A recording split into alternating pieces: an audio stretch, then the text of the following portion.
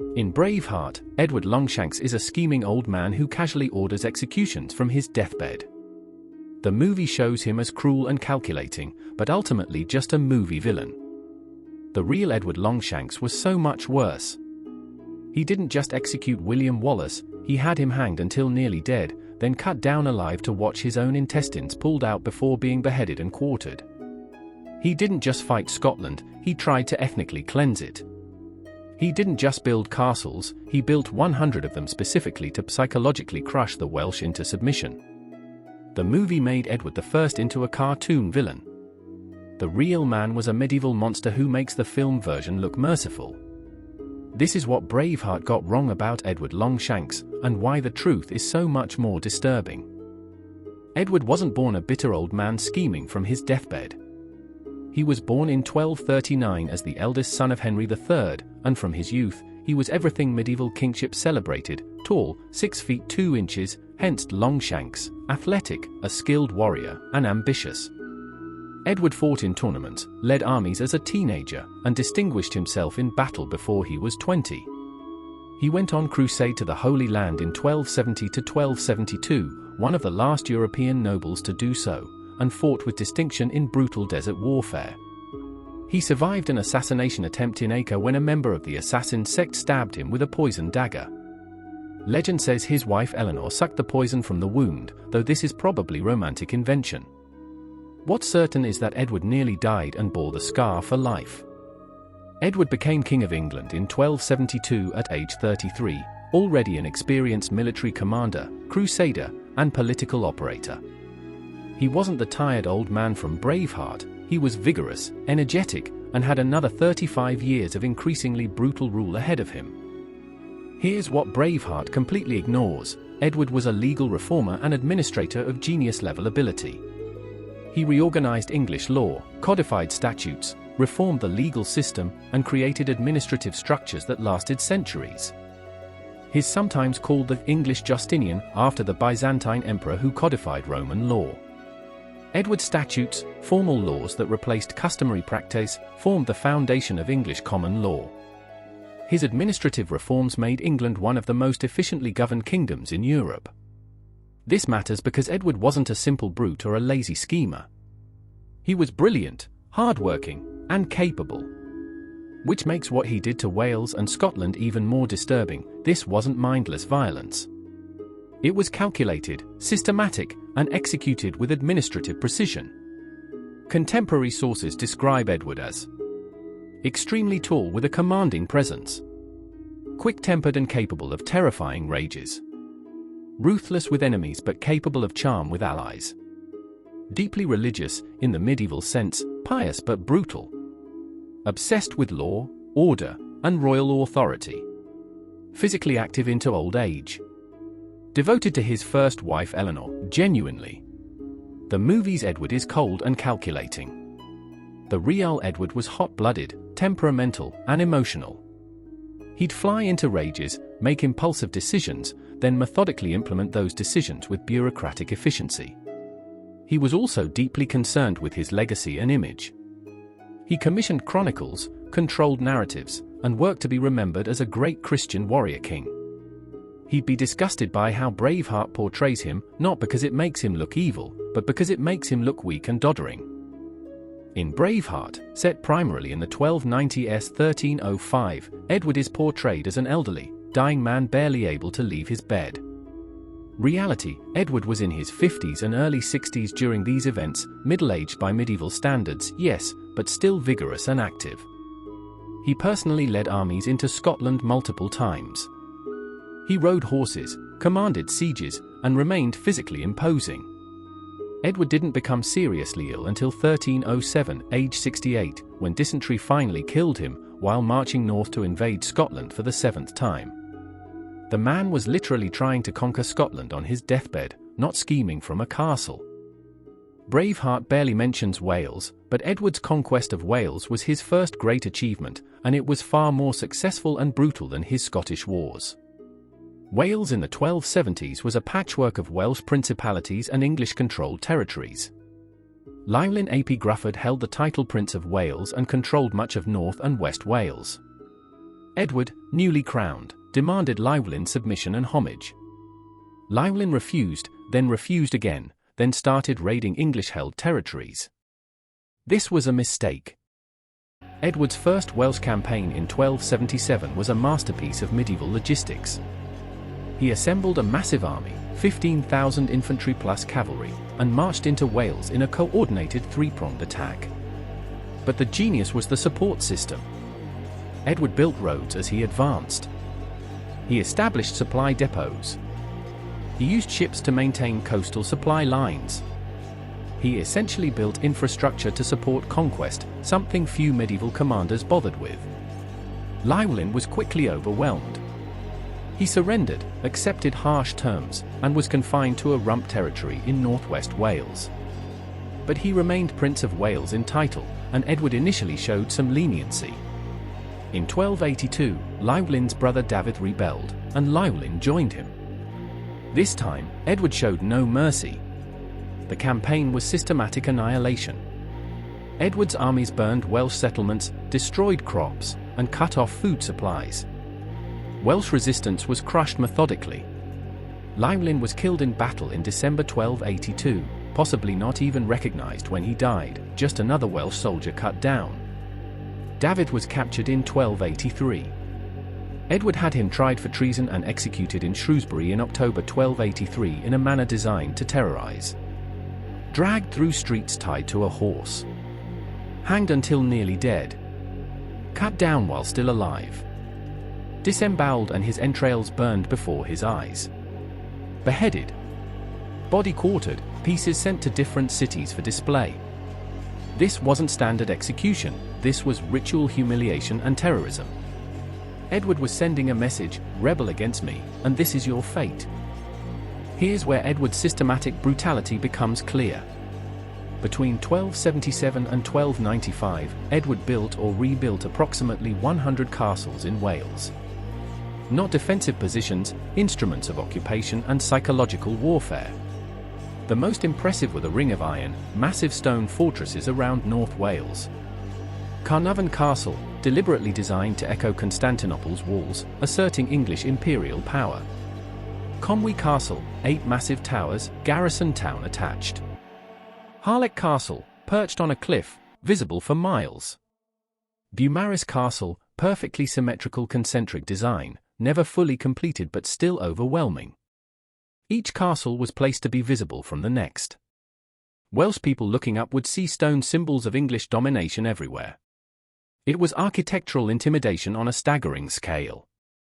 The cost was enormous, roughly £80,000, equivalent to perhaps £80 to £100 million today.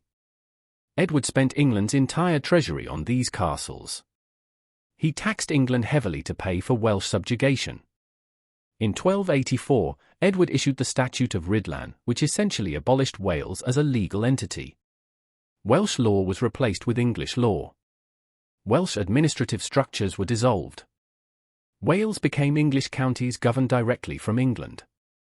The title Prince of Wales was taken from the Welsh and given to Edward's infant son, the future Edward II. It became an English title, not a Welsh one.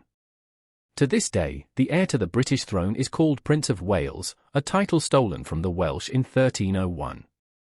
Edward didn't just conquer Wales militarily, he tried to erase it culturally and legally. It was systematic subjugation with bureaucratic efficiency. Edward's Welsh conquest succeeded where his Scottish wars failed for several reasons. 1. Geography. Wales is smaller, more mountainous but easier to bottle up with coastal control. 2. Division. Welsh principalities were divided and couldn't unite effectively. 3. Resources. Edward committed massive resources early. 4. Castles. The fortifications made occupation permanent. 5. Determination. Edward stayed focused on Wales until it was completely subdued. By 1295, Welsh resistance was essentially broken. There would be rebellions later, Owain Glyndwr in 1400s, but Edward had crushed independent Wales. The movie mentions Edward as Hammer of the Scots but completely ignores that he was first Hammer of the Welsh. The systematic brutality, the castle building, the legal annihilation, all of this was practiced and perfected in Wales before Edward tried it in Scotland. Understanding what Edward did to Wales is essential to understanding what he tried to do to Scotland. He had a playbook, and it had worked once. Braveheart skips the actual beginning of Anglo-Scottish conflict. Here's what really happened. In 1286, King Alexander III of Scotland died after falling off his horse. His heir was his 3-year-old granddaughter Margaret, Maid of Norway. In 1290, Margaret died en route to Scotland, leaving no clear heir. Scotland faced a succession crisis with 13 different claimants to the throne. The Scottish nobles invited Edward to arbitrate. He was a respected king, powerful neighbor, and seemed like a neutral mediator. This was a catastrophic mistake. Edward saw an opportunity. He demanded that all claimants acknowledge him as overlord of Scotland before he'd arbitrate. Under pressure and needing resolution, they agreed. Edward chose John Balliol as king in 1292. Balliol was a legitimate claimant, but he was also weak and controllable. Edward intended him to be a puppet. Edward then treated Scotland as a vassal state. He demanded Scottish troops for his wars in France. He heard legal appeals from Scotland in English courts, undermining Scottish sovereignty. He essentially tried to turn Scotland into another Wales. In 1295, Balliol finally rebelled. He renounced his homage to Edward and signed a treaty with France, the beginning of the old alliance between Scotland and France that would last centuries. Edward's response was characteristically brutal. Edward invaded Scotland in 1296 with overwhelming force. His first target was Berwick, Scotland's richest port and largest city. What happened at Berwick was massacre. Edward's army sacked the city, and contemporary chronicles describe days of slaughter. Estimates of dead range from 4,000 to 17,000, likely exaggerated but indicating scale. Men, women, children killed indiscriminately. One chronicler wrote that blood ran in the streets like rivers. Edward personally witnessed the massacre and allegedly only stopped it when he saw a woman in labor killed. This was terrorism. Edward wanted Scotland to know what resistance would cost. The campaign continued with methodical destruction. Scottish armies were defeated at Dunbar. Balliol was captured, stripped of his kingship, and imprisoned in England.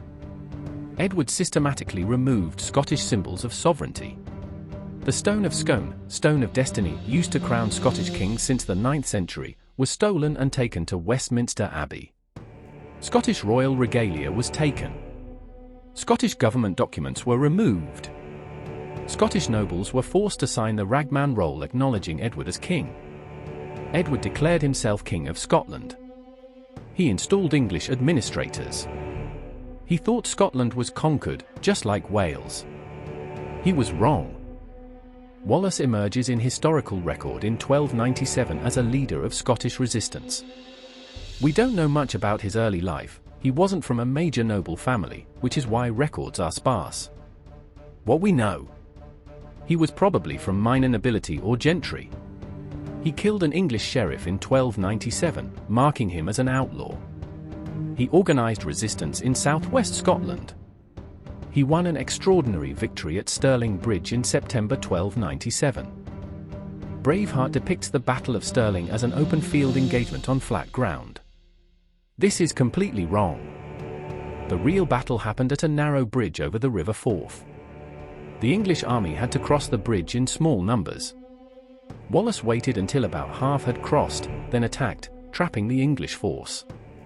Those on the far side couldn't retreat. Those on the near side couldn't help. The English were slaughtered. The English commander, John de Warenne, watched helplessly as his army was destroyed. The Treasurer of Scotland, Hugh de Cressingham, described as cruel and fat, was killed.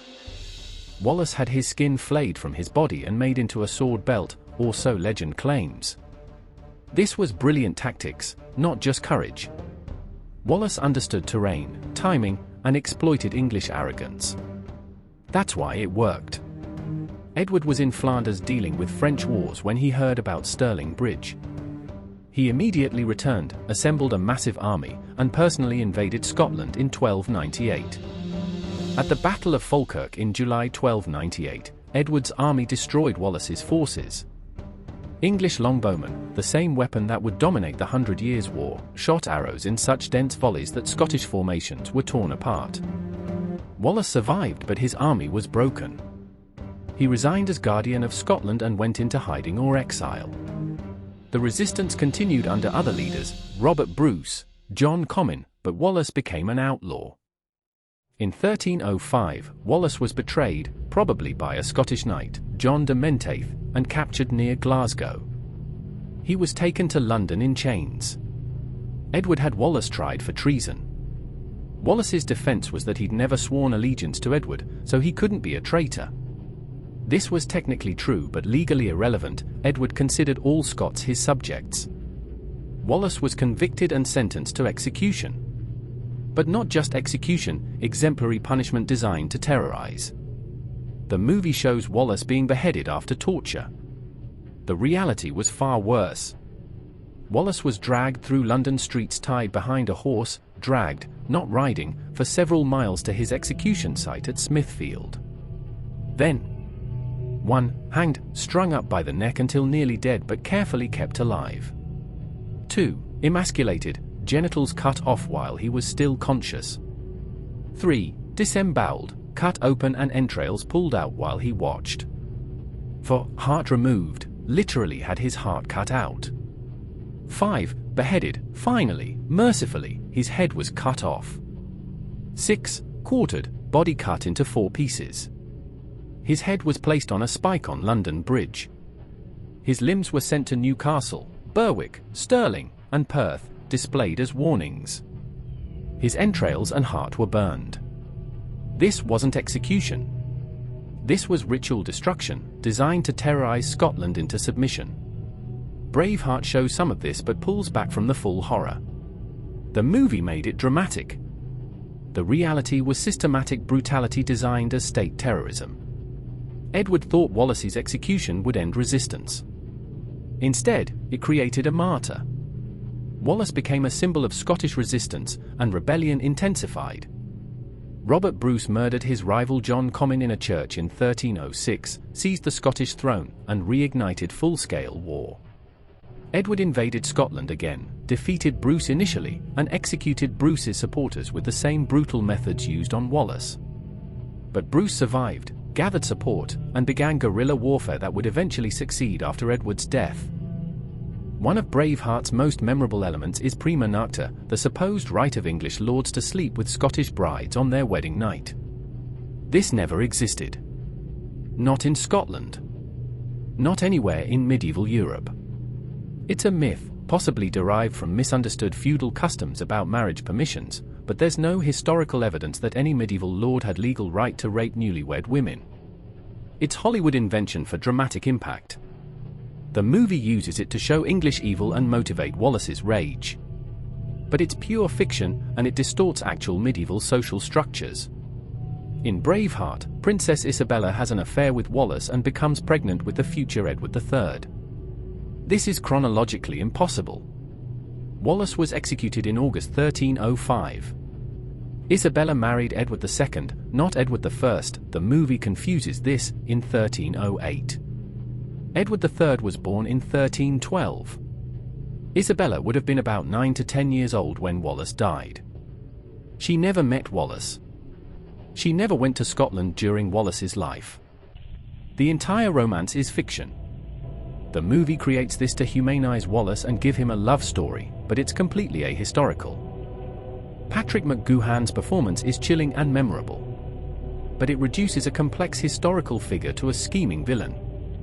The real Edward was deeply religious and saw himself as a righteous Christian king. Genuinely devoted to his first wife Eleanor of Castile, he built Eleanor crosses across England when she died.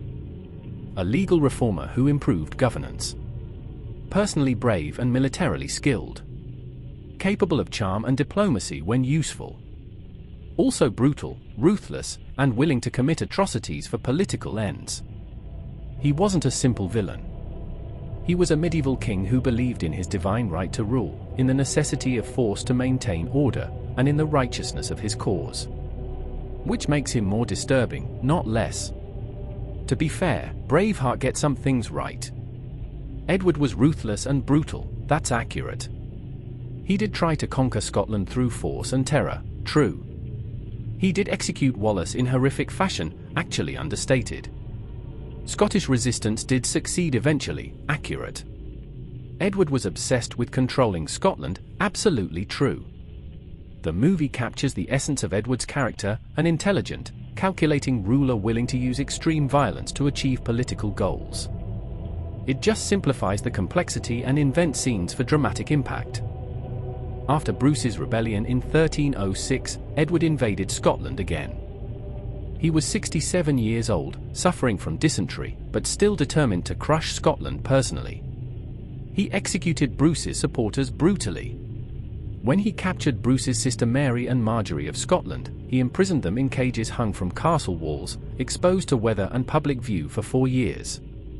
When he captured Isabel Macduff, who'd crowned Bruce, he imprisoned her similarly, a highborn woman kept in a cage like an animal for 4 years.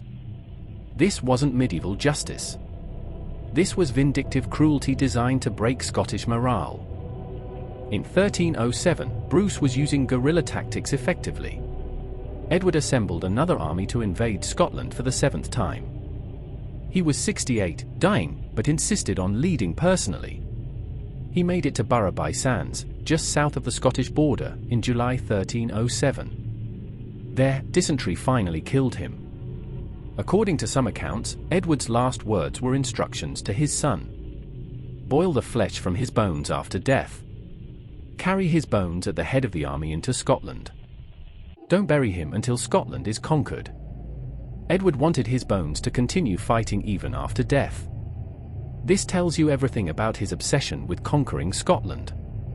Edward II immediately abandoned his father's Scottish wars. He made peace with Bruce, focused on his favourites at court, and generally proved incompetent as king. Scotland remained independent. Robert Bruce solidified his rule. In 1314, Bruce defeated Edward II decisively at Bannockburn. By 1328, England formally recognised Scottish independence. Edward I spent the last 10 years of his life trying to conquer Scotland. His son gave up immediately. Everything Edward had fought for in Scotland failed. Edward I is remembered as Hammer of the Scots, but he failed to conquer Scotland permanently. His brutal methods created martyrs like Wallace and hardened Scottish resistance. His Welsh conquest succeeded and lasted centuries. His legal reforms shaped English law permanently. His administrative innovations improved governance. But his obsession with Scotland consumed his final years and ultimately failed. In Wales, Edward is remembered as a conqueror and oppressor. In Scotland, he's remembered as a villain who tried to destroy Scottish independence. In England, he's remembered as a great medieval king but one whose ambitions exceeded his reach. Edward's theft of the Stone of Scone in 1296 was symbolic domination. The stone remained in Westminster Abbey, incorporated into the English coronation throne, for 700 years. In 1996, 700 years after Edward stole it, the British government finally returned the Stone of Scone to Scotland. It's now in Edinburgh Castle, except when needed for coronations. This means Edward's symbolic conquest of Scotland lasted longer than any military conquest possibly could have. The cultural wound he inflicted took 7 centuries to partially heal.